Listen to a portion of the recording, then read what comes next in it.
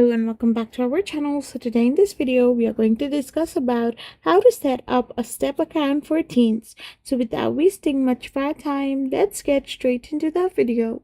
So to set up a STEP account for teens, all you gotta do is simply download the STEP app, or you can also go in the STEP app's website version. Once you have done this, you need to create your own STEP account. So once you have created your teen account, you need to invite your sponsor. You will be prompted to invite a parent or guardian to download the STEP app and create their own STEP account. After this, your sponsor will download the app, create the account, and then sponsor your account, unlocking your ability to shop, manage funds.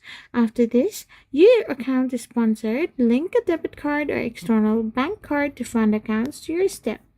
Your custom STEP card will arrive, and you can also add it to your Apple Pay or Google Pay wallet to shop immediately. I hope you found this video helpful, so don't forget to hit that subscribe button and to give us a thumbs up. We will be back again with more informative videos. Thank you for watching.